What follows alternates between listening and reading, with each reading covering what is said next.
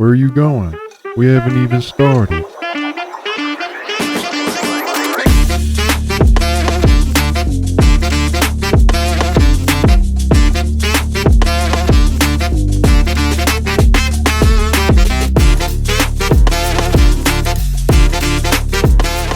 Hello and welcome back to the Punchlines and Plot Twist official podcast. I am your host, Caleb. I'm your co-host, Slim. And today we are going to be getting into our breakdown for UFC 315. We are doing things a little bit differently this week. We have decided to split this Punchlines episode into two different episodes. One will be our UFC Des Moines recap that is going on tonight. We will probably be filming that later on tonight or early tomorrow morning and giving you our thoughts and future fights for the fighters that fight tonight on UFC Des Moines. And this episode will be specifically about UFC 315. We will break down each fight. We will give you information about each fighter. And we will give you our picks and predictions at this point and some of the bets that we are thinking about taking on this fight night. We do have two new TikToks. One of them is a plot twist TikTok, which is our other content related stuff, which is plot twist, pop culture related, Marvel, DC, movies, TV shows, and music. Anything related to entertainment, we will talk about that. And we also play some fun games. And then we have the Punchlines TikTok, which is mostly MMA. I like basketball. We'll throw in some basketball there sometimes. Maybe when the NFL starts. College football. Yeah, might do a little bit of stuff. But right now, it's mostly UFC. Yep. And that is a TikTok that Ethan is doing stuff on. Every day he will post at least one video on that account. And I will post at least one video on the Plot Twist account every day. So if you're looking for more content, you can find us there. But anyway, we are going to get into UFC 315 without any more hesitation. The first fight of the night is Brad Katona versus Bezat Almakhan. Almakhan. Yeah. You want to go ahead and break this one down for us? I can. Brad Katona is 33 years old. He has a 64.5-inch reach. He lands just under 5 significant strikes per minute, and he has an accuracy of 58%. Pretty good on the feet. He also averages around, I believe it's just under 2 takedowns a fight, and his takedown accuracy is 34%. He has a pro record of 16-4 and a UFC record of 3-4.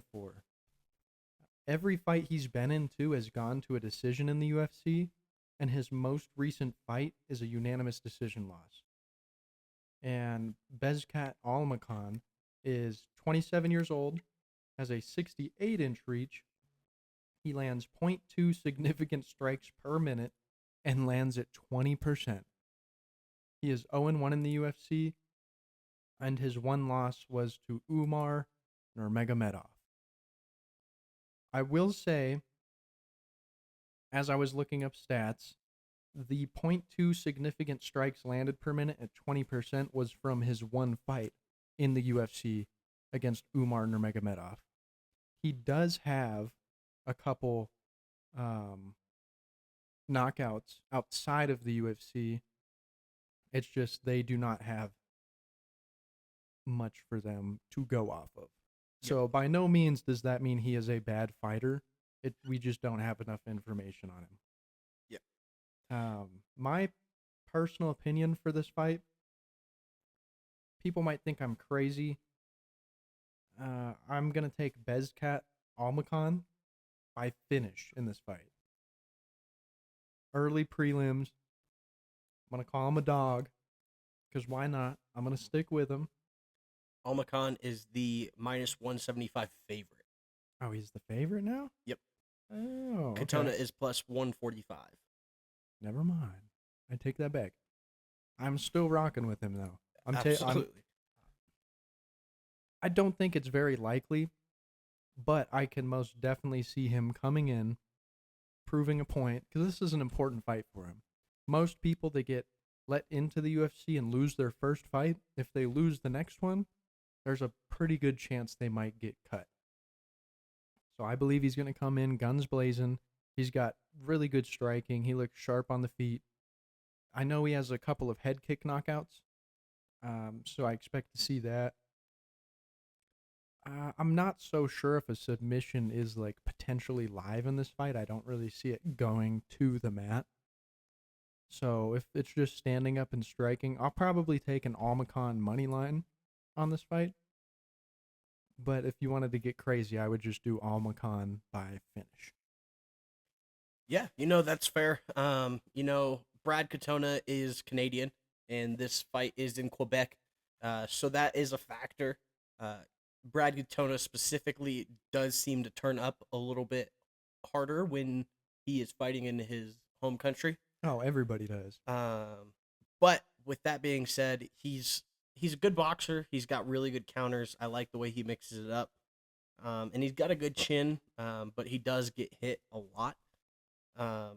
Compared to Almacan, who has shown good striking. Umar as a UFC debut is no easy task, and I thought he held his own pretty well, and he actually looked pretty good against Umar.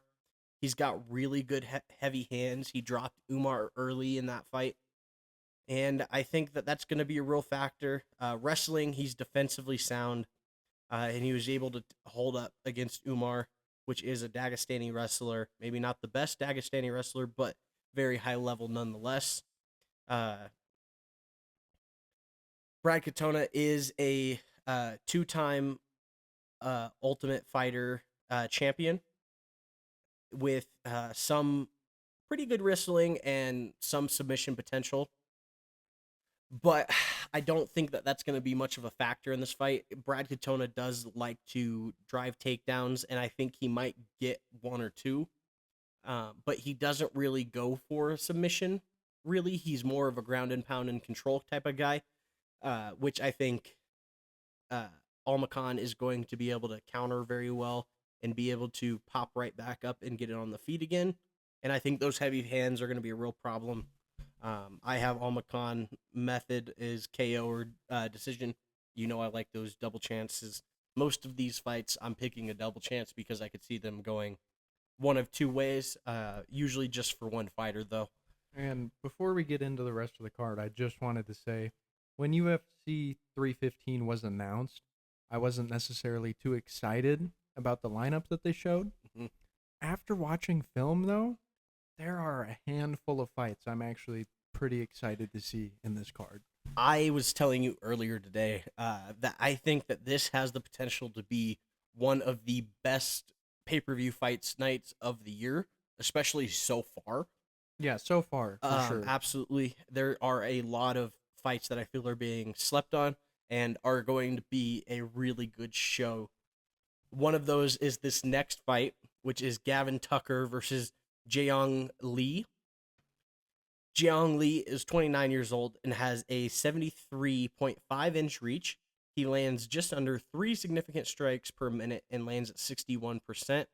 He averages just under 1 takedown per fight and has a 66% takedown accuracy and a .5 submission average. This is his 4th UFC fight. He is 2-1 in the UFC. His last fight was a KO loss. Daniel Santos Yes. is not Gavin Tucker. No. Daniel Santos is the correct fighter, though. Yes. I guess we had a fight switch here that I didn't correct. I did have to fill that out last night. Okay. So there was probably a cancellation that we didn't notice, but Jeong Lee is not fighting a Gavin Tucker. He is fighting Daniel Santos. Yeah, Daniel Santos. And Daniel Santos is 30 years old. He is has a 67-inch reach and lands at 4.2 significant strikes per minute with 45% accuracy. He averages almost 2 takedowns per fight with 50% accuracy. He is 2-1 in the UFC, and he is coming in on a 2-fight win streak. Give me a second to pull up Daniel Santos and get some film on him because I was definitely doing film on Gavin Tucker. I know, but I'll let you break this one down. You. Yeah, I'll go first on this one. So both of them seem to have pretty good hands. They seem somewhat comfortable, when they're fighting. Lee seems to play, to me at least, a lot of defense. He's or at least from what I have seen, he will not so much like a Sean Strickland style, where he just shells up, throws a couple counters.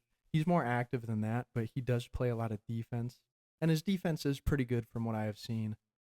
But I do believe if Santos comes out and puts pressure on him the whole fight, kind of makes my job easy because I think that Jiang Yang Li will fold under that pressure if it's just constantly coming. I see that as Santos' path to victory in this fight. I do like Santos. He's coming off of a 2-fight win streak. He might have something to prove with this one. I would do a double chance pick on this with a knockout or decision. Or you could do knockout with the decision no action too. That would be a good one. I know Santos is coming in off of shorter notice, but I still think he gets it done here. Yeah, I was researching Gavin Tucker, and I haven't watched film on Daniel Santos, but looking at his fight history, I do remember one of his fights, and that was his fight against John Castaneda, where he knocked him out in the second round. And I think that's pretty much how this fight's going to go. I thought Gavin Tucker was going to knock out Lee too. So that pick stays the same. I think it's going to be Santos by KO or decision. I think Lee does have a chin, but he can be chinned. So I think that's going to be one of the cases here where it's either going to be a knockout or decision, and it's up to Lee's chin on whether it holds up or not. He does have good Brazilian Jiu-Jitsu. He's a black belt. The submission is possible, but I think that Santos has enough grappling capabilities to defend those and stay alive on the mat and then keep it onto the feet. But I will definitely have to dive back into this one a little bit harder. There are no odds out yet on this one as well. So we will have to see what happens from there. My pick still stands, though. Yeah, I'm yours staying with definitely Santos. does. And I'm in agreement with you based off the It's a good pick. little bit. It's a good remember. Pick. So the next fight we have is Marc-Andre Barriault versus Bruna Silva. Middleweight match. So Marc-Andre Barriault is the slight favorite in this fight. He's 35 years old, has a 74-inch reach. He lands 6 significant strikes per minute and lands at 50%. He has a UFC record of 5-8-1 and is coming off of a 3-fight losing streak with his last 2 losses by knockout. It's been a rough stretch for him. It has. But he is fighting Bruno Silva. He's the same age, 35 years old, also has an identical reach, 74 inches. That does not happen that much in this sport. Same age, same reach. He lands 3.8 significant strikes per minute and lands at 53%. He also averages 0.75 takedowns a fight and has an accuracy of 23%, and I could not find a submission average. He has a UFC record of 4-6-0. He is coming off of a 4-fight losing streak, and the last 3 of his losses, 3 in a row, were all decision losses. Yep. Went submission, decision. So they're both coming off of a pretty rough stretch. This is definitely a fight where they've got to bring it. Because honestly, I don't see the loser staying in the UFC much longer. For sure. So sure. I feel like this is one of those fight to earn your spot type of fights, which will hopefully we'll see some fireworks in it because they can both bang. Overall, I'm pretty positive this fight's gonna stay on the feet the most of the fight. I personally see this going to a decision. So overall, I think I'm going to take Bruno Silva money line. But if not, I could do Bruno Silva decision or Barrialt knockout. That would be my pick for this. Fair enough. Yeah, no, Mark Andrade Barrial is he's a brawler. He likes to strike. He doesn't have much on the mat offensively. He's good enough defensively to stay alive and keep it on the feet, but nothing spectacular offensively, grappling wise. But I think the case with him is that his chin might be gone. I think he still wants to fight. I still think he's a tough guy. He'll take damage as long as he can. But I think his chin might be gone. He's pretty quick to lights out. As of recently, Joe Pfeiffer put him out in the first round, and then Dustin Stolfus put him out in the first round as well. I can't blame him for Joe Pfeiffer, though. Joe Pfeiffer I can excuse, but then Dustin Stolfus immediately after in the first round, stone cold knockout. I just think his chin's gone. Well, did you see, kind of irrelevant, but I saw that Joe Pfeiffer beat Francis Ngannou's punch record with heavier gloves on. I did not see that, but Yeah. Huh. I didn't see it. I just saw a clip of it, mhm. and he was claiming that I think it was he was wearing 16-ounce gloves, and he, whatever that thing's called, the little punch meter thing. Yeah. He hit that and allegedly broke Francis Ngannou's record. Hmm. As Wow. a middleweight. Yeah, and that's why I wouldn't hold Joe Pfeiffer against him. I think Joe Pfeiffer's very good, and I don't He's hold just that got against a him lot at of all. power. He's got But- a lot of power. That's not the point. The point is that Andrade has no Andre. chin. Or Andre. Yeah. Sorry, Andre Barrial. He has no chin. It's gone, in my opinion. But on the other hand, Bruno Silva, he's a good striker. He's got good power. He's got KO potential. His Brazilian Jiu-Jitsu is good, but he can be submitted. He does have a good chin, but I think the case with him is his heart's just not in it anymore. He's 23-12. He's 45 fights into his career, and I think he just doesn't want to be here anymore, especially against Chris Weidman and Ismail Narudiv. Those both fights, it just looked like he didn't really want to be there and didn't really want to try, and just kind of stayed alive and went to decision, but didn't put a... It wasn't the Bruno Silva I know and I trust. And for that reason, I cannot give him all of my money. And I think I'm probably going to skip a pick on this fight. If I was going to pick, picks are different than bets. I think I lean Silva. But I think ultimately I'm just going to go on this fight to end, not go the distance. I think one of these guys is going to get a finish on the other. And I don't know exactly which way this fight's going to go. I could see it going both ways.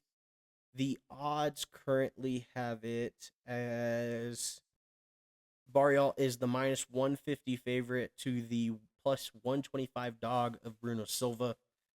So, yeah, fairly close odds, and I see it kind of the same way, although I would lean towards Silva just because of his fight record and his fight IQ. But Barrial his brawling tendencies could definitely be a problem for Bruno Silva as well in this matchup. But again, I'm probably not going to bet a winner. I'm just going to bet the fight does not go a distance on this one and just enjoy the show. It's always a good pick. Yeah. It's And always good to be a fan. next up is a fight I am super, super excited for. Navajo Because Sterling. Navajo Sterling, this guy is a guy I am very high on, and I have liked a lot since he came into the UFC. He trains with Israel Adesanya, who is also one of my favorite fighters, and so naturally I was drawn to this guy, and he backs it up. And he's going to be taking on Ivan Arslan in the light heavyweight division. Navajo Sterling is 27 years old and has a 79-inch reach. He lands just under six significant strikes per minute and lands at a 58% accuracy. He's undefeated with a 1-0 record in the UFC. 4 pro wins by KO, and he trains at City Kickboxing. Evan Erslan is 33 years old. He has a 72.5-inch reach. He lands 2.6 significant strikes per minute and lands at 62%. He has a takedown average of 1 per fight and 50% accuracy with those takedowns. Erslan is 0-1 in the UFC, and he lost a split decision to Ion Cutelaba.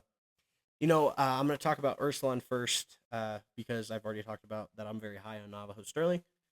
Evan Erslan is a good striker. He's got good power. His counters are really, really clean. We haven't seen much wrestling from him on the offensive side, though. Not really. He had decent grapple or takedown defense and decent pop up back from the mat, getting out of the control. But ultimately, I think this is going to be Sterling's fight overall. Sterling's a very high-level kickboxer. He's a 2-time King of the Ring kickboxing champion. He has really high-level Muay Thai as well. And from what I've seen, he's got decent grappling. I haven't seen a ton of it, but I don't think grappling is going to be a factor in this fight. I think Sterling is going to knock him out in cold. The first round probably is what I'm going to bet. I'm thinking maybe the second one because Erslan does have a good chin. So I think it might take just a little bit of time to wear that chin down before he goes to sleep. But ultimately, I think this is absolutely Navajo Sterling's fight. I think that Navajo Sterling is going to show who he is. He's going to go 2-0 in the UFC, and he's going to keep moving up in the light heavyweight division. And I'm excited to see him take on higher level competition because I think this kid is going to go far. What do you think?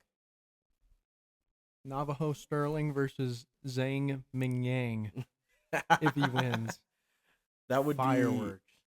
Be a wild fight. Yeah. No, I mean, I completely agree with you. Erslan's getting knocked the fuck out. Cold. Except I have him in the second round. For the same reason. I do think Erslan has a good chin on him. I don't think Sterling's going to come out guns blazing because he is a pretty smart fighter, too. Yeah. So he, from what I've noticed, likes to take his time, figure his opponent out. But as soon as he figures it out, it's just, he's going He has that Muay Thai fighter tendency where he likes to feel it out. He likes to get a read on you really well. And then as soon as he gets that read, he's gone. Yeah, he's and going. You're going to sleep. And he's not stopping. He's a really exciting fighter.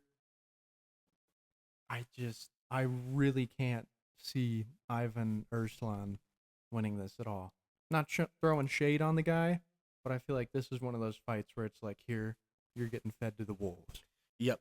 And the odds have this at minus 265 for Navajo Sterling and plus 215 for Ivan Erslan. I think these odds should maybe be a little bit wider, but I will take them, and I will definitely try and get Navajo Sterling as low as an odds as I can. So maybe, hopefully, people will start betting Ivan Erslan, trying to get that dog pick, and then odds will Ivan Erslan. So that way we can bet Sterling. Help a brother out. Come on now. We would truly appreciate that. But yeah, there's not much else to say about this fight. It's Navajo Sterling by KO. Just whether it's in the first or the second round is the question. You know what? Sterling by whatever he wants. Sterling submission. By whatever he wants. Fair enough. Yeah. All right, next we got Jessica Andrade, ranked number 7 in the women's flyweight division, versus Jasmine Judavicious. Jazz Judavicious. Jusudavicious, who is ranked number 9. Andrade is 33 years old. She has a 62-inch reach. She lands just under 6.5 significant strikes per minute, and she lands at 56%. She has a takedown average of 2.2 per fight and has an accuracy of 54%. Her UFC record is 17-11. She is a former champion, too. I don't believe she had any title defenses, but she did win the belt once. So she is a high-level fighter. Her last fight is a decision loss to Natalia Silva. Jasmine is 36 years old. She has a 68-inch reach. She lands 3.7 significant strikes per minute and she lands them at 60%. She has a takedown average of 2.5 per fight and an accuracy of 44%. She has a UFC record of 7-2. Only 2 of her wins came from submission. She is on a 4-fight win streak, though, and her last fight was a decision win over Mayra Bueno Silva.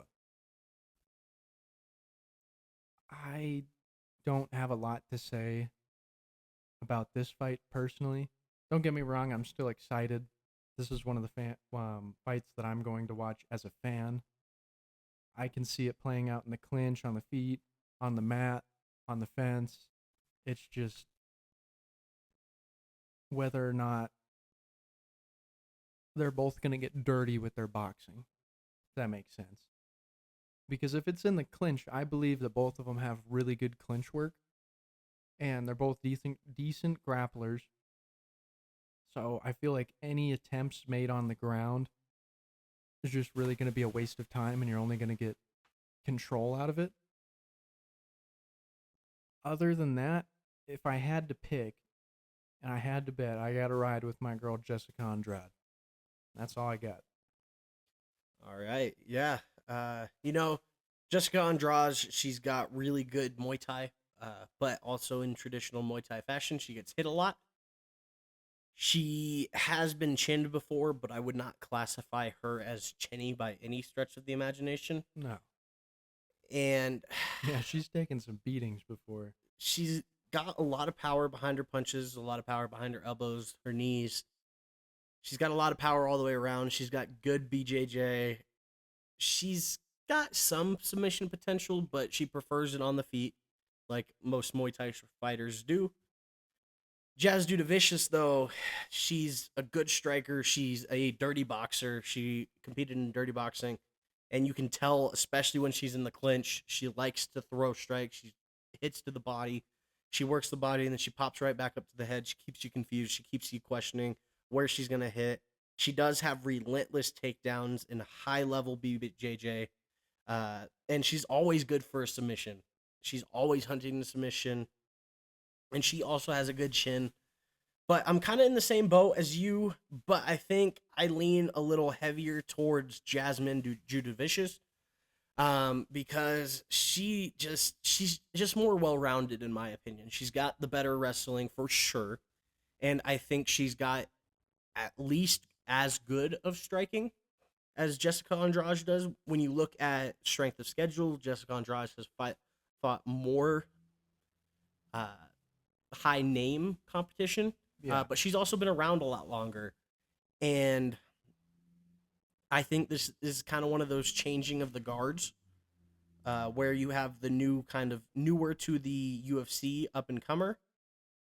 Even though Jasmine Judavicius is older in this case, she is younger to the UFC, and I think Jasmine Judavicius is just going to be a little too much on the mat specifically for Jessica Andrade. So if I had to pick, I think I'm going to pick Jessica Andrade by submission or decision. But I'm also not fully cemented in that by any stretch of the imagination, because I do think the Jessica Andrade knockout is very live as well. But if I was going to bet on Andrade, I would just take the money line, being that she's plus 225 dog in this to the minus 275 favorite of Jasmine Judavicius. Jessica Andrade is winning by experience. That I feel like that is so much play in some of these fights. Some of them they do. I just don't think. I feel like this will be one of them, potentially. Potentially. Don't get me wrong. I do feel like it could go either way. That's why I said I would sit back and watch it as a fan. But if I had to, riding with Andrade. Fair enough. All right, next up we have Modestas Bukakas versus Ion Kutalaba. Modestas Bukakas is 31 years old and has a 78-inch reach. He's a switch stance hitter. He lands 3.3 significant strikes per minute and lands at a 45% accuracy. He has a takedown average of 0.3, but he has 67% accuracy with those takedowns. He is 5-4 in the UFC and is currently working on a 2-fight win streak with 1 win by KO and 1 by submission. Ion Cutelaba is 31 years old. He has a 75-inch reach. He's a southpaw fighter. He lands at 4.3 significant strikes per minute with 49% accuracy. He averages 4 takedowns per fight with 52% accuracy. He is 8-9-1 in his UFC, with his last 2 fights being wins, one by submission and one by decision. I think this is going to be a very violent and bloody fight, to say the least. Bukakis is a good striker. He mixes in his kicks extremely well. His grappling is good. His takedowns are good. But he is a tiny bit chinny, in my opinion. Where you have Cutelaba, who is a good striker with very heavy hands. He's very active. He has a almost slightly below Marab level gas tank, but still very high level gas tank. He is very active with his takedowns. He's got good grappling, and he can be chinned. I think he may be a little chinny too, but he's also very tough, and he can take a beating and keep coming forward. And that's why I think Cutelaba is going to take this one.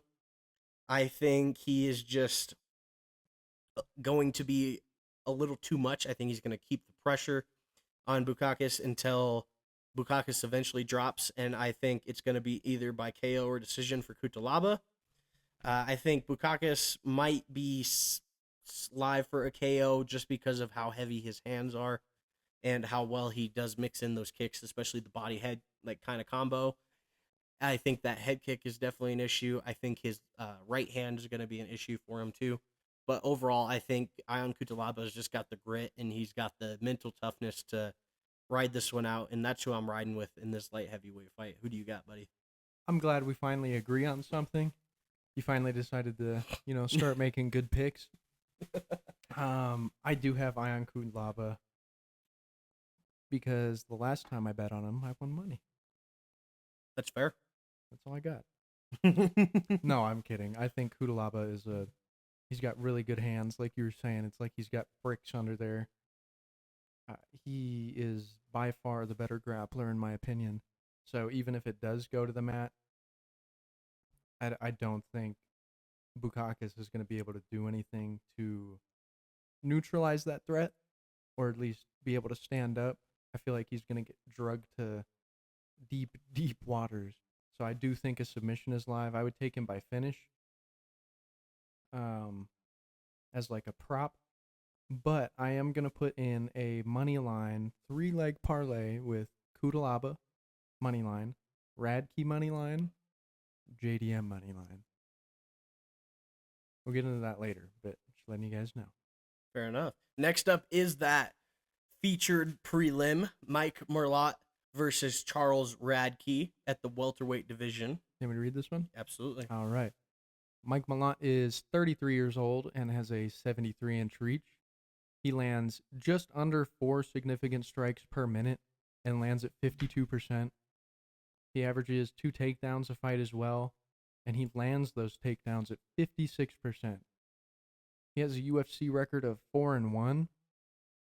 3 of those 4 fights ended by finish, and his most recent fight was a decision win over Trevin Giles. Charles Radke is 34 years old and has a 72-inch reach. He lands just under 3.5 significant strikes per minute and lands at 60%. He averages half a takedown a match, has accuracy of 12%. He has a UFC record of 3-1, and his most recent win was a knockout over Matthew Semelsberger. Yeah, Semelsberger. There you go. My opinion, Mike Mallett's stand-up game looks pretty decent. I do think Charles Radke is a little faster on the feet, personally. Mallett got knocked out by Neil Magny, so if you want to do MMA math, Neil Magny is great. I love Neil Magny. I think Radke would put up more of a fight. I'm taking Charles Radke by knockout or decision. Either way, I think it should be a pretty good fight. and potentially might even see Bilal in his corner. Before his fight. Maybe. I highly doubt it, but You never know. it's potential. You know, I like this fight. I think this is another very bloody, brutal fight, and I don't think this fight goes the distance either. Malo Malat is a really well-rounded fighter. He's a good striker. He mixes and kicks well with his punches. He counters really well. He's got good wrestling, good takedowns, and he's a submission hunter. He's always looking for some form of submission, always trying something. He's very active on the mat, and he's got a decent chin. Charles Radke, on the other hand, is also a very good striker. He is very powerful with his counters. He has a left hand from hell that just puts people straight to sleep.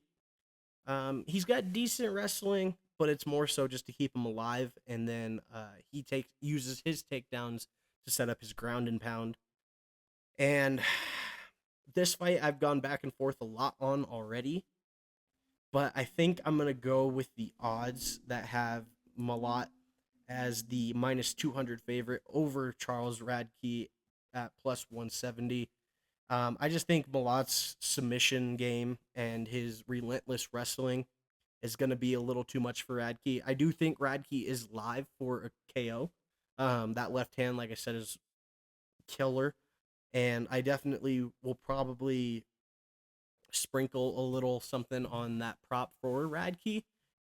But as far as any parlays go, I think, and overall, I think that this is a Mike Malat submission. I do think he could also knock him out. So I'm going to take the double chance on Malat for submission KO overall. And that's my pick for this one. I don't think Charles Radke's chin's going to hold up for him. And I don't think he's going to be good enough on the mat to resist those submission attempts for long. No, that's a good take.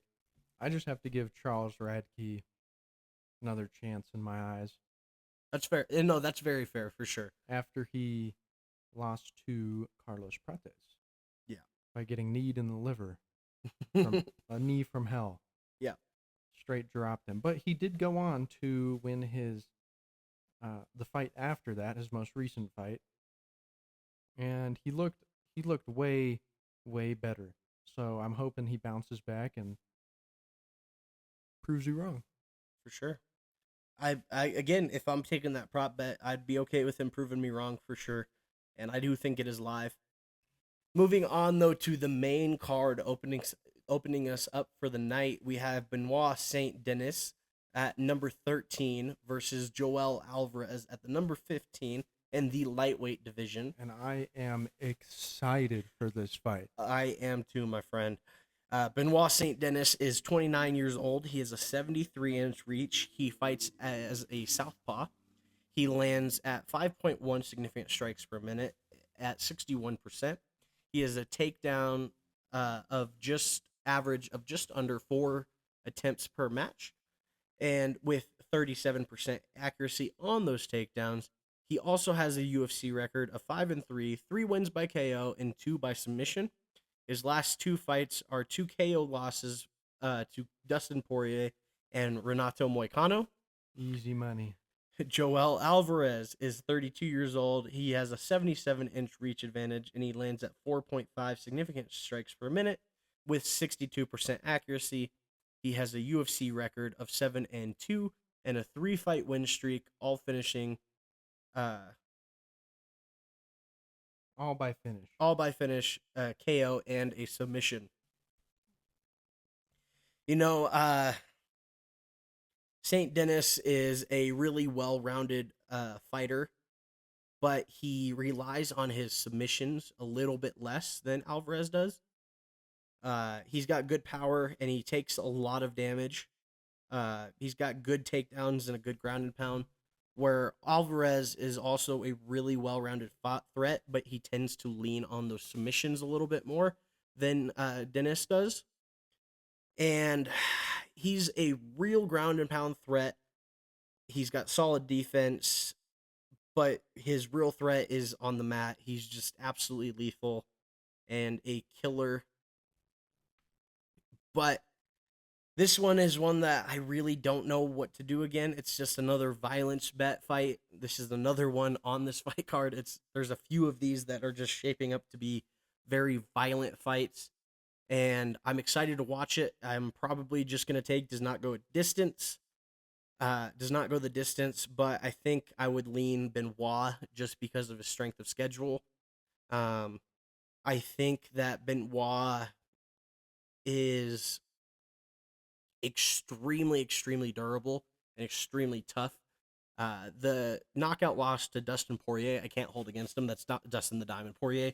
Yeah, And that's Dustin Poirier. I cannot hold that against him in any stretch of the imagination. And then with Renato Moicano, he got beat up, don't get me wrong, but he showed so much heart and toughness because he wanted to keep fighting.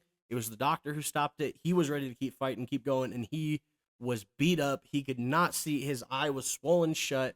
Like, it was a bloody, bloody mess, but it just showed to me his durability and that he can take that damage even if the doctors won't let him.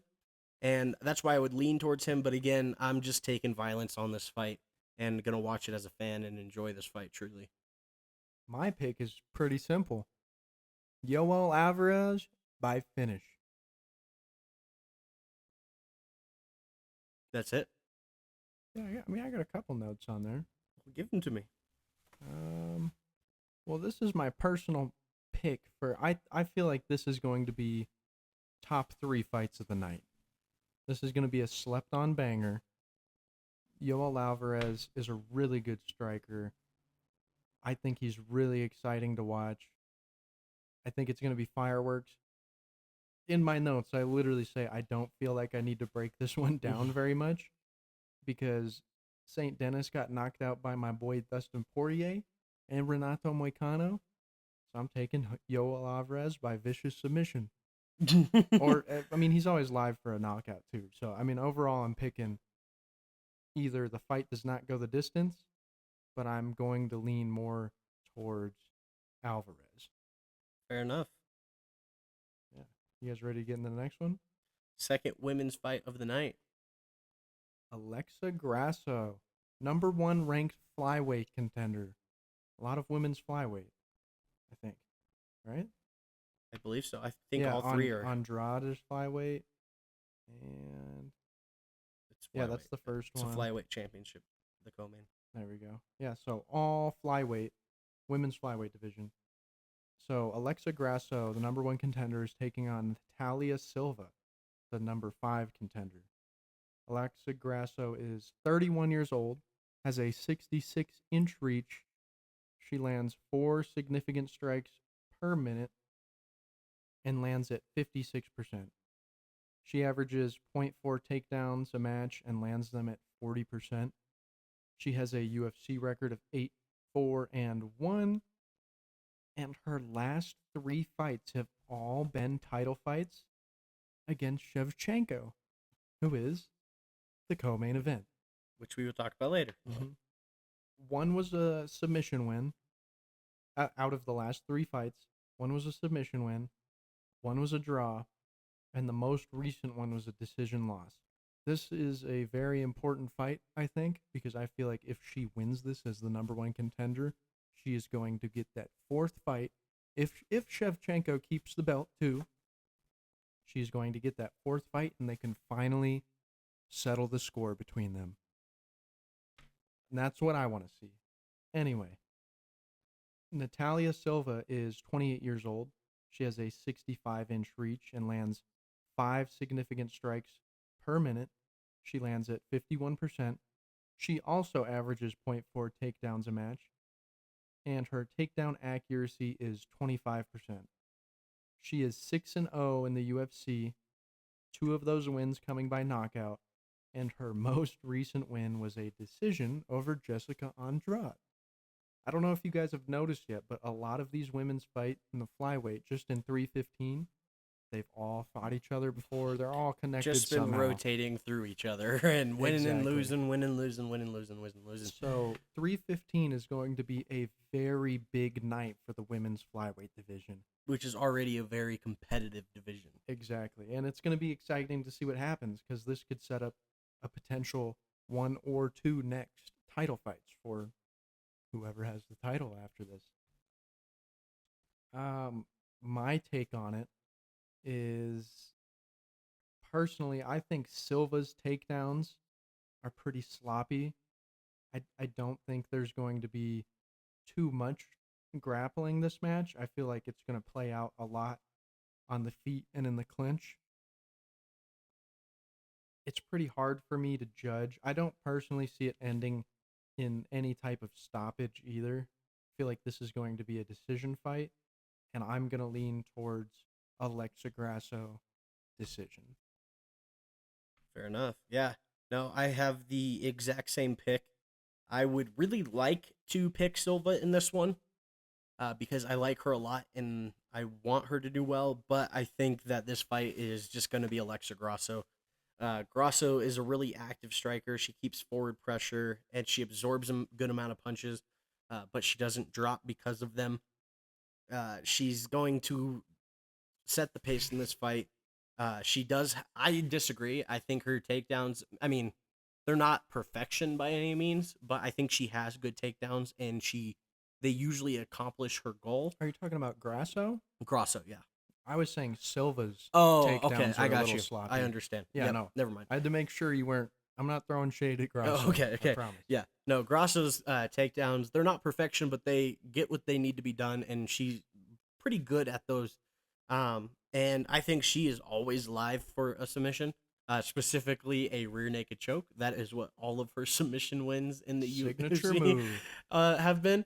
And but I don't think that is going to be the case on this night. I think that Natalia Silva is good enough to stay alive.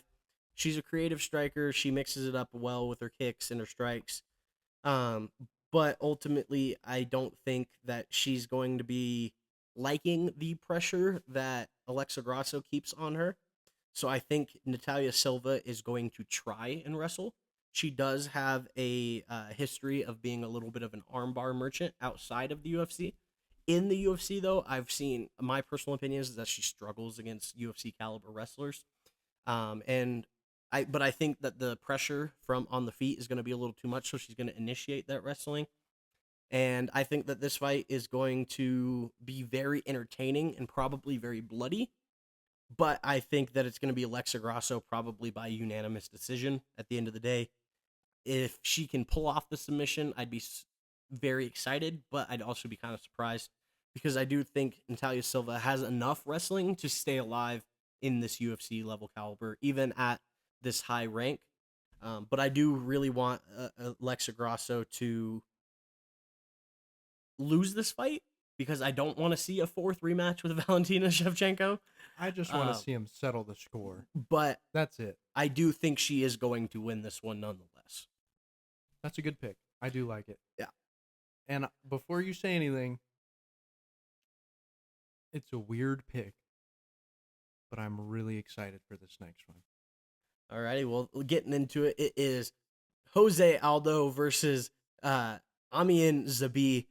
Jose Aldo is the number 11 rank, and Amin Zabi is the number 14 ranked in the bantamweight division.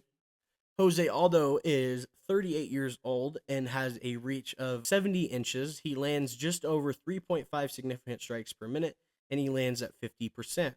He has a takedown average of 0.5 and a submission average of 0.1. He has a UFC record of 14-8, coming off of a split decision loss to Mario Bautista. He is fighting Ayman Zabibi, who is 37 years old and has a 68.5-inch reach, lands at 4 significant strikes per minute, and lands at 46% accuracy. He has a pro record of 12-2 in the UFC, or professional record of 12-2, 6-8 in the UFC. That doesn't make sense. Oh boy. I think Notes are a little off on this one. I messed that up. Typo. My bad. I believe it's 6-2. He is on a 5-fight win streak, with his last fight being a decision over Pedro Munhoz, which sounds correct. I am double checking. Yep, Yep. Pedro Munoz, and yes, he is 6-2. That was Cool. that was a typo by me. Okay, so he is 6-2 in the UFC, on a 5-fight win streak, with his last being a decision over Pedro. You know, although was one of the best fighters in the bantamweight division. He was the king of the bantamweight division at one point in his career, and then Conor McGregor came around and took that belt from him. 17 seconds. And since then, in my opinion, Jose Aldo has never been the same. And even though he does still have good striking with KO potential, that KO potential has fallen short in his later years. He mixes in takedowns when necessary, but he really relies on that striking. And Zabibi is a good striker who mixes it up well. He's got good takedown defense, but nothing overly impressive on the offensive side of his wrestling. But he is a lot younger as far as fight years go in the wear and tear on their bodies. Taking a lot less damage. Yes, a lot less damage and a lot less fights than Jose Aldo. And I think that's going to be the determining factor here. I think Zabibi, even though he's only a year younger in actual age, is it not Zabibi? I'm saying that wrong, isn't it? Zabi? Jabi? I'm not at the name. Yeah, Iman Zabi. Iman Zabi. Sorry. I apologize for mispronouncing your name. But Zabi's going to just be a little faster. He's going to have more durability in his bank that he can lose than Jose Aldo is. And I think that Zabi either wins this by decision or KO. And I don't think Jose Aldo is going to get knocked out per se. I think I'm leaning more towards that decision. But I'm picking Zabi. I'm going to read exactly what my notes say because I knew you were going to come with some dumb shit. All right? Jose Aldo is a king, and people need to give him all of the flowers that he deserves. He is a GOAT. He fights with heart. I would agree. He shows everybody what the indomitable human spirit can do. All right? That's Jose Aldo we're talking about. That's who we used to be talking about. No, That's what I'm saying. well, yeah. Everyone just comes out of their prime, man. And I get it. I the just sport also think most people do not get to retire from the sport. The sport retires them, and I think that's what's happening to Jose Aldo. absolutely not. I still have faith in my king. I loved Jose Aldo growing up. I did too. It might not be the best pick. Like, do not follow me on this. I've got to double down, and I've got to stay with my boy. I'm taking Jose Aldo, decision win. I for sure respect it. I do respect it. Yeah, none of the stats are going into it. It's just I love Jose Aldo. And He helped me get into the sport of MMA. Mhm. I can't turn my back on the homie. He's gonna win. yeah, no, I give Jose Aldo all of the flowers I can. I love the guy, and I think he is one of the GOATs of this division, but I think he just was one of the GOATs. I don't think he currently is, and that's the case for everyone. Everyone ages, everyone gets old, and the game Don't get me doesn't wrong. stop for anybody. This is going to be a hard fight for him. I don't think he's skating by in this one. He is old. He's slower. He's been chinned a couple times since then. His power's kind of gone away. I see all that. It's just, I truly believe he's going to come through for this fight.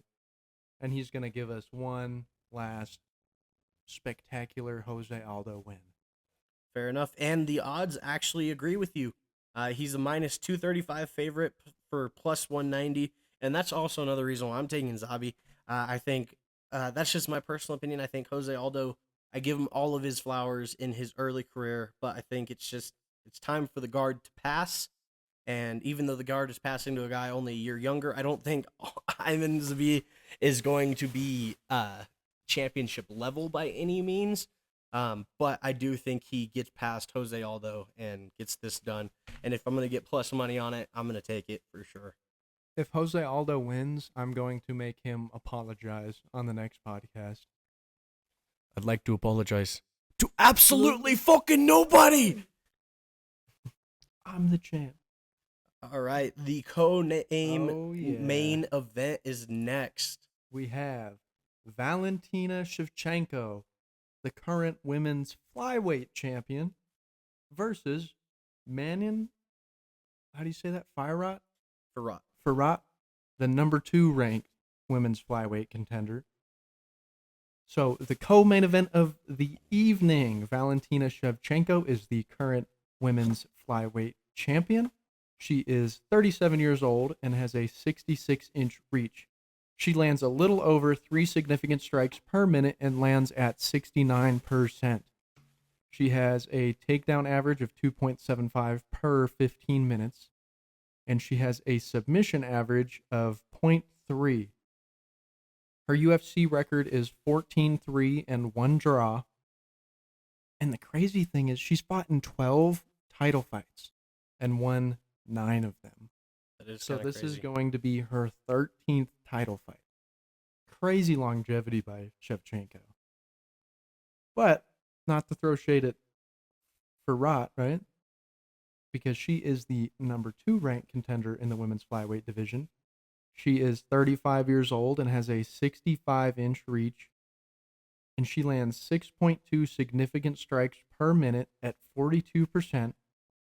She averages 1.1 takedown per fight and has a takedown accuracy of 42%. She has a pro record of 12-1-0. 6 of those wins are coming by knockout, none of them by submission.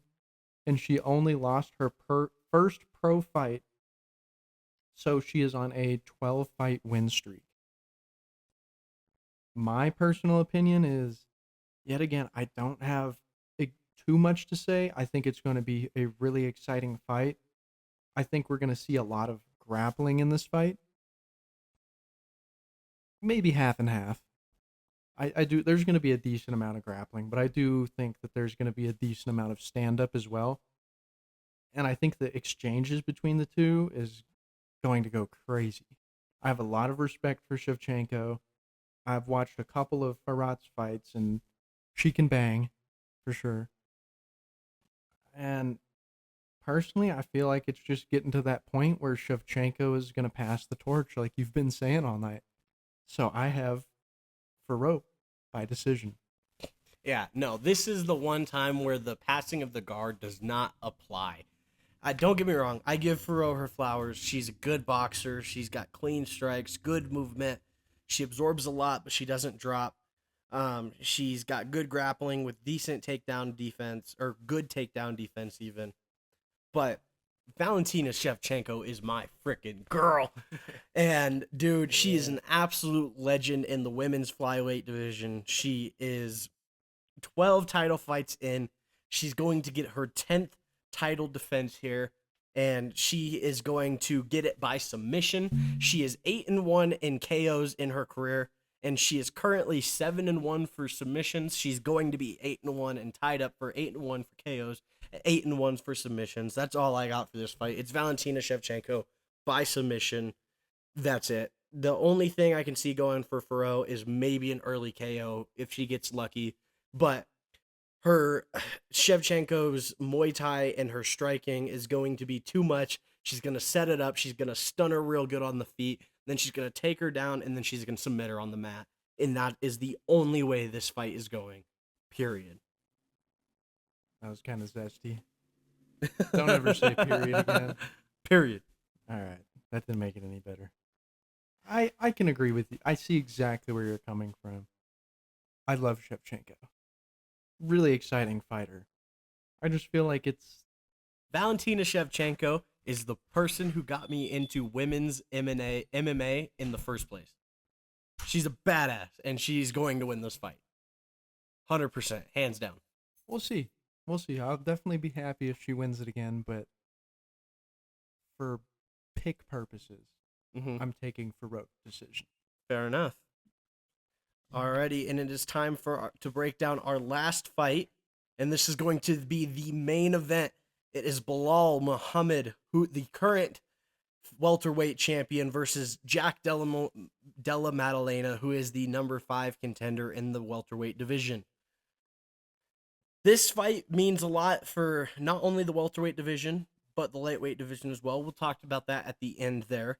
But quick intro, Jack Della Maddalena is the number 5 ranked contender in the welterweight division. He is 28 years old, which is 8 years younger than Belal Muhammad. He has a 73-inch reach, and he is predominantly a boxer. He lands just under 7 strikes per minute. He lands those strikes at 57%. His professional record is 17-2, with 12 wins by KO and 2 by submission. He has a UFC record of 7-0. 4 of those wins were KOs, and 3 of those 4 KOs were in the first round. 1 win by submission was over Randy Brown, and the other 2 were both split decision wins. And Randy Brown is a bad man. Hell yeah. Belal Muhammad is the current welterweight champion. He is 36 years old. He has a 72-inch reach. He lands at 4.39 significant strikes per minute, and he lands at 51%. He has a takedown average of 2.3 per fight and has a takedown accuracy of 39%. His professional record is 24-3. He has 5 wins by KO and 1 by submission. His UFC record is 14-3-1 with 1 no contest. He is on a 10-fight win streak in the UFC and has a 100% decision fighter.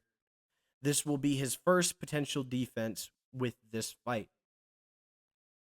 You know, Belal Muhammad is a guy that I like to talk a lot of shit about because I don't think he is the best for the company and for the division. He's not that entertaining of a fighter, but I do have to give him his flowers.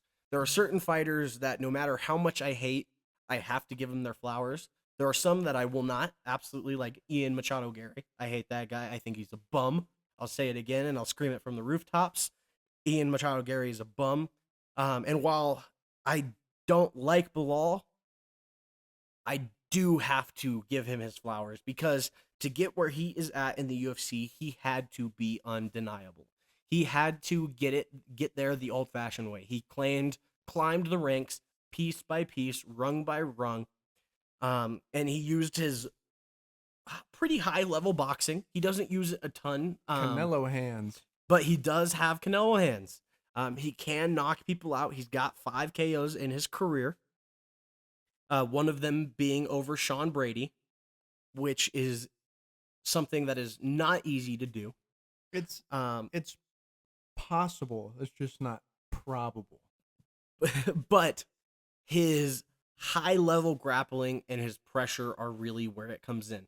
He wrestles like Merab, and he's got a gas tank like Merab. He's relentless. He keeps pressure on you, and he is very skilled at what he does. The submission potential isn't really there. He doesn't really try a ton with submissions, but he's really just trying to keep pressure on you and keep control time and win on the scorecards, which he does again and again. JDM is someone that I go back and forth on a lot.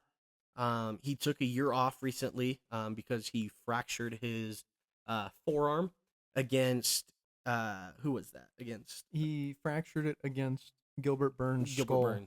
Gilbert Burns, Yeah, when he knocked him out. But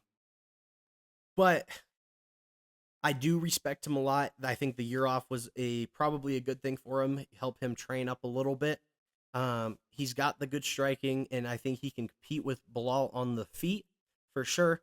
But he can struggle on the mat against high-level wrestlers.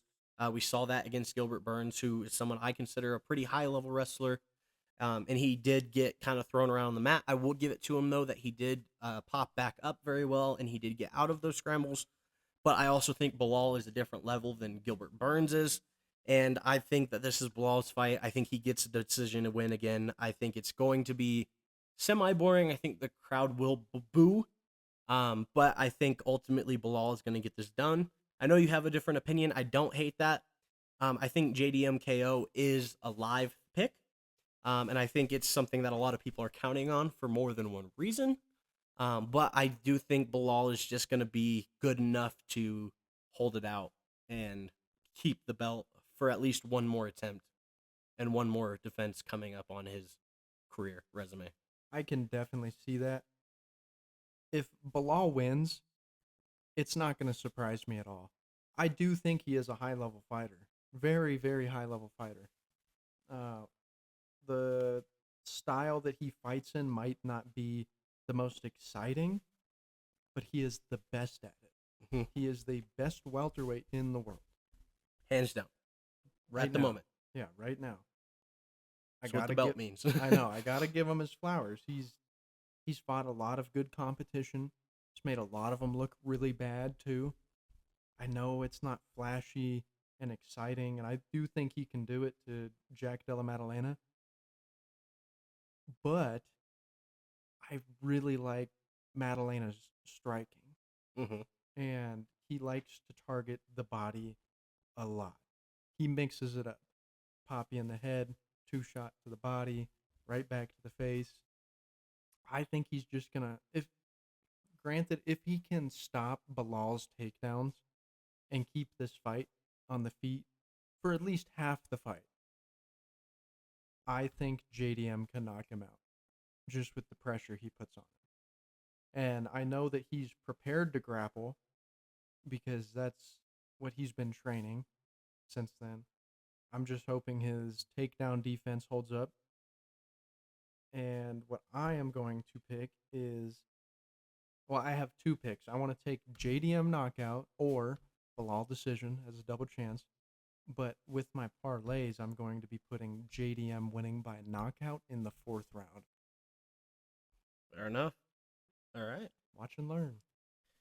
Well, yeah, but like we mentioned before, this fight means more than just something for the welterweight division.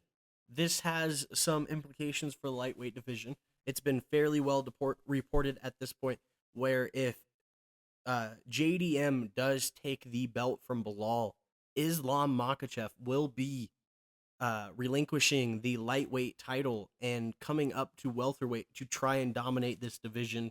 And he will probably get a title shot right off the bat against JDM, and JDM will be getting his first title defense if he does manage to knock out Bilal.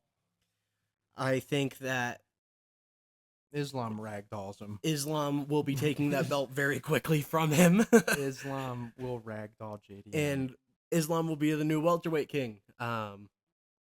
But if Bilal does continue to be the champion in the welterweight division, Islam Makhachev versus Ilia Topuria will be the main event, or at least a co-main. Still holding out hope for they're John Jones, Tom Aspinall main event. They're gonna put Aspinall versus Gain.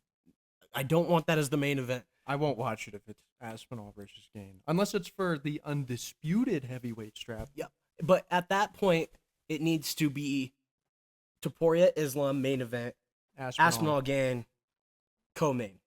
Yeah. But I would be really excited to see the matchup between Ilia Topuria and Islam. I'm waiting. I need to see it. And if Islam runs, I'm gonna say with no shame that he ducked Topuria. I'm gonna start pushing that propaganda out there as soon as it happens. I will be batting away that propaganda. I know. It's and gonna be a constant clash of heads. throwing it away with the trash that it is. I just want to see it. That's all. But I just want to see it. I understand that, and I want to see it as well. But I don't think Islam is ducking Ilia by any means. No, I don't think he'd. I think anybody. Islam just has his goals set on different things, and didn't really have another lightweight title defense in his plan. But it will be if Bilal doesn't pull out this win. But also in this scenario, we would also probably be getting Charles Oliveira versus Arman Sarukian as one of the probably main card fights of that night of International Fight Week. For the number 1 contender. Yep, because if JDM wins and Islam moves up, it will be Ilia Topuria versus either Charles Oliveira or Arman Sarukian. I think Charles Oliveira is the number 1 for that, and Arman's the backup because Arman ducked Islam. But the ideal scenario for me for International Fight Week is Jones stops ducking Tom Aspinall, and that's our main event. John Jones, Tom Aspinall. Good luck with that. Co-main event is Islam versus, or no, not Islam, Taporia versus Oliveira with Armin as the backup. And then you have Zhang Wei Li defending the title as well. Somewhere in that, probably as a co-main. And then maybe later on down the card, we see Mauricio Rufy and Benili Darush. Yeah. Which, yeah, I think if that happens, International Fight Week could be saved. It's something that a lot of UFC fans are very, very worried about. It's something that we talk about a lot, and we're worried about. Just announce it, Dana. We are, we're just announce less than a month and 2 months. June 28th. 28th. So a month and a half. I really think they're waiting till UFC 315. I think immediately after this, we will get announcements. And on I this. feel like the longer we wait, the more it kind of confirms the Islam move that we're waiting for 315. Absolutely. The only thing that doesn't make sense is if we're waiting on Jones, old Johnny Boy Jones, old Duckin' Jones. The GOAT. If we are waiting on him, that doesn't make sense if we're waiting on him because there's nothing we're waiting on for that fight. They can confirm that fight now. So if that was the case, it would have already been announced. But I don't like Tom Aspinall versus Gain unless it is for the undisputed. Yeah, if they make him defend an interim twice, the heavyweight division is a joke. Yeah, they just need to get rid of it because what's the point? John Jones would is currently the longest reigning heavyweight champion, and he would be with as many less title defenses than the interim champion has while he is the current undisputed. He cannot be the undisputed while there is an interim. That is what the interim is for. Is when the undisputed has to take a leave of absence. Okay, cool, we let the division keep going, and then we move on. But John Jones is perfectly capable of continuing. And if he is not going to fight Tom Aspinall, who is the interim for the belt to keep the undisputed, strip him of that fucking belt. That's what I've been saying. Strip him. Let Aspinall fight for the undisputed belt. And then he can challenge for it Fight Week at Madison Square Garden. And later on in the year at Madison Square Garden, if he really wants to and he's not ducking, he can go get his fucking belt back. Yep. Yeah. No, we I feel think the same John way. Jones is ducking. Yeah. 100%. How do you guys feel? Do you think John Jones is ducking, or do you think they're just trying to troll everybody and like drag the hell out of this? And because there is a possibility that this contract's been signed, and the 6 months that John Jones needed is about to run up because he's been training like he should have been. And they could, after 315, pop up out of nowhere and be like Jones, Aspinall, Topuria, Islam, or Topuria, And if that Oliveira. happens, I will take back every bad thing I said about John Jones ducking Tom Aspinall. I will take back every bad thing I said. He said a lot. And I have said a lot, and I'll say it on camera. John Jones, you're ducking Tom Aspinall, and you're a fucking bum because of it. Either retire or get the fuck out of the way. But I will take that all back if you fight Tom Aspinall on International Fight Week. Hello, John. Hello, John. That's all I wanted to say. But anyway, we hope you guys enjoyed this breakdown. Let us know how you guys are feeling about these fights and what bets you guys are going to be taking. Let us know what matchups you want to see at International Fight Week, too. I like hearing all the different ideas. Absolutely, and what theories you guys have. We are about 20 minutes away from UFC Des Moines starting, so we are going to go watch that, and we will film our recap and our opinions from that fight for you guys. Sandman. Corey Sandhagen versus Davison Figueiredo is about to go down. But with that being said, we love you guys. We appreciate you guys. Make sure you guys check us out on Instagram. It is Punchlines and Plot Twist Pod on Instagram. If you go to our Instagram, there's a link tree in that bio. That bio link tree has every link that you need for us. It has the Punchlines TikTok. It has the Plot Twist TikTok. It has the Punchlines and Plot Twist podcast TikTok. It has our UFC Twitter. It has our YouTube and our Spotify. Any final messages to the folks out there, Slim? Yes, I do actually. I just wanted to say, I don't know. I hope I get more picks right than you. Yeah, well, we'll see. We'll see how we go tonight. It hasn't happened. It hasn't happened It yet, hasn't happened. and I don't know if it will. Dude, my picks, as soon as we started doing this podcast, just right through the floor. I was doing good. Me and him decided to make it a little competition because usually we have differing opinions. And each week now, I've had to deal with this little shitbag rubbing it in my face. So I'm going perfect tonight. Well, I'll let you know later in the next one. Yeah, we will let you guys know in the recap. Until next time, remember to like, share, comment, subscribe. We will see you guys next time. Peace. Peace.